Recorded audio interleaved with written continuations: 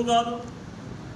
మా పూర్వీకులు వచ్చే రోజుల్లో పేద ముస్లింలకు దీన్ని లబ్ధి చేరాలని చెప్పేసి ఆ దైవ అల్లా కోసం ఈ వక్ఫ్ చేసిన భూములు.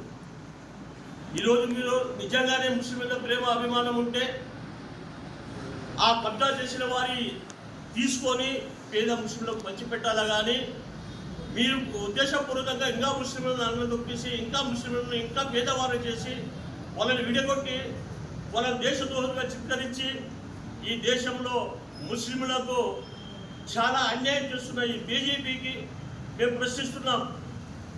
మీరు ఇది మేలు చేసేదని కాదు, ఇది అన్యాయం చేసేటందుకు, ఇది ముస్లింలకు కాల రాసేటందుకు, ముస్లింలకు చేరగొట్టేటందుకు మీరు చేసిన కుట్రపూరిత ఈ బిల్లు సవరణ బిల్లు తీసుకొచ్చారు. అలాగే ఈ బిల్లును పాస్ కావాలంటే సెక్యులర్వాదులు అని చెప్పేసి 4 పార్టీలు, ఒకటి టీడీపీ, ఒకటి జనసేన, ఒకటి నితీష్ కుమార్ గారు, మీరు కింద ఈ బిల్లుకు సపోర్ట్ చేయకపోయింటే ఈ బిల్లు పాస్ అయ్యేదే కాదు.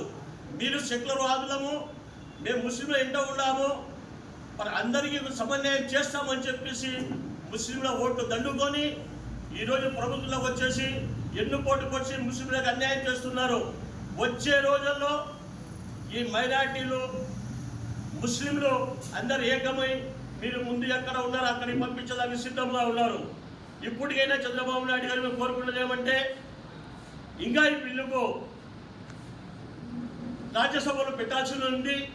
అక్కడికైనా కూడా మీరు నలుగురు కలిసి పాస్వాన్ కూడా మీరు నలుగురు కలిసి అక్కడ వ్యతిరేకించాలని చెప్పేసి ముస్లింలు యావత్తు దేశ ముస్లింలు కోరుకుంటున్నారు. మీరు కూడా దీనికి వ్యతిరేకించి ఈ బిల్లు పాస్ కాకుండా చేస్తే యావత్ దేశ ప్రజలు 40 కోట్ల ముస్లిం ప్రజలు మీరు వెంట ఉంటారు.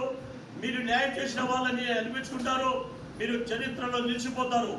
లేదంటే చరిత్రహీనులుగా మేము తెలుపుకుంటున్నాము. సోదరులారా, మీరు గుర్తించాలి, దేవాదాయ శాఖల్లో ముస్లింలకు ఎక్కడ కూడా స్థానం లేదు. మేము ఇప్పుడు అడగడం కూడా లేదు, మాకు అవసరం కూడా లేదు. కానీ ఒక బోర్డులో ఇతరులను చేర్చడం ఏమి, ఒక నయము ఇంకొక నయమా, సౌతికల ప్రేమ చూపిస్తున్నారా? మన భారత రాజ్యాంగం కల్పించిన హక్కు ప్రతి ఒక్కరికి సమానమని మోడీ గారు చెప్పారు. నాకెంత హక్కు ఉందో ప్రతి ఒక్క భారతీయునికి హక్కు ఉందని చెప్పేసి, కానీ ఈరోజు ముస్లింలకు అన్యాయం చేస్తూ ఒక కులానికి, అలాగే సిఏలో కూడా ఇతర కులాలకు అందరికీ స్వేచ్ఛ కల్పించారు, కానీ ముస్లింలకు పక్కన పెట్టారు. ఇది రాజ్యాంగం కల్పించిన హక్కును మీరు కాల రాశారు, రాజ్యాంగాన్ని తూట్లు పొడుస్తున్నారు. ఇలాగే గిద దేశవ్యాప్తంగా మీరు చేస్తే, ముస్లిం అన్యాయం చేస్తే వచ్చే రోజుల్లో ఎన్ఆర్సీ అప్పుడు ఎట్లా షాయిన్ బాగ్ పెట్టారో అలా రోడ్ల మీదకి వచ్చేసి మీకు బుద్ధి చెప్పినంత వరకు, మీరు దిగి వచ్చినంత వరకు, మాకు న్యాయం చేసినంత వరకు న్యాయ పోరాటం చేస్తామని మీడియా ముఖంగా తెలుపుకుంటున్నాను. ముస్లిం సమైక్య వేదిక రాష్ట్ర అధ్యక్షుడు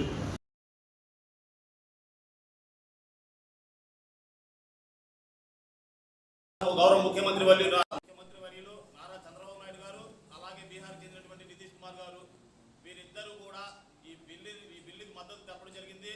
అలాగే రాష్ట్రంలో ఉప ముఖ్యమంత్రి జనసేన పార్టీ కూడా దీనికి మద్దతు ప్రకటించడం జరిగింది.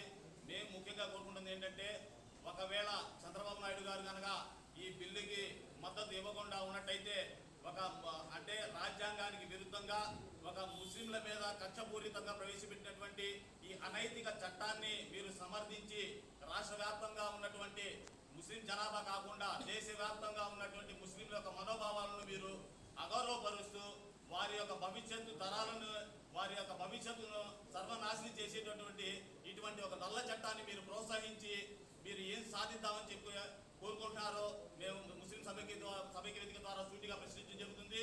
అలాగే రాబోయే రోజుల్లో ఖచ్చితంగా ఇది రాజ్యసభలో రేపు ప్రవేశపెట్టబోతున్నారు. దీనిలో కనుక మీరు మద్దతు ప్రకటిస్తే మాత్రం రాష్ట్ర వ్యాప్తంగా ఉన్న ముస్లిం సంఘాలను అందరినీ కలుపుకొని, అలాగే వివిధ ప్రజా సంఘాలు, వివిధ లౌకికవాదులు, అలాగే యావత్ రాష్ట్ర ముస్లింలు అందరినీ ఏకం చేసి ఖచ్చితంగా మేము ఉద్యమం చేపడతాం. ఈ ఉద్యమాన్ని చాలా తీవ్రతరం చేస్తామని చెప్పేసి ఈ రాష్ట్ర ప్రభుత్వానికి కూడా ముస్లిం సమైక్య వేదిక ద్వారా హెచ్చరించడం జరుగుతూ ఉంది. అలాగే ఈ రాష్ట్రంలోని ఈ ప్రభుత్వంలో ఎవరైతే టీడీపీ కూటమి ప్రభుత్వంలో ఎవరైతే ముస్లిం మైనార్టీలకు సంబంధించినటువంటి మినిస్టర్లు కావచ్చు, ఎమ్మెల్యేలు కావచ్చు, దద్దమ్మల్లాగా ఇంకా ఆ పార్టీలో కొనసాగటం అనేది వారు పునరాలించుకోవాలి. ఖచ్చితంగా రాష్ట్ర వ్యాప్తంగా ఉన్నటువంటి టీడీపీ ప్రభుత్వంలోని ముస్లిం పెద్దలందరూ కూడా మూకొమ్మడి రాజీనామాలు చేయాలని చెప్పేసి కూడా మేము డిమాండ్ చేయడం జరుగుతూ ఉంది. అలాగే ఖచ్చితంగా ఈ ఉద్యమం రాష్ట్ర వ్యాప్తంగా పలు జిల్లాలలో తీవ్రతరం చేస్తాం. ఈ ప్రభుత్వం అలాగే కేంద్ర ప్రభుత్వం చేపట్టినటువంటి మరో నల్ల చట్టాన్ని కూడా మేము తిప్పి కొడతాగి ఎదురు కొడతాగి అలాగే అవసరమైతే ప్రాణ త్యాగానికి కూడా ముస్లిం సమైక్య వేదిక సిద్ధంగా ఉందని చెప్పి కూడా ఈ సందర్భంగా తెలియజేస్తా ఉన్నాం.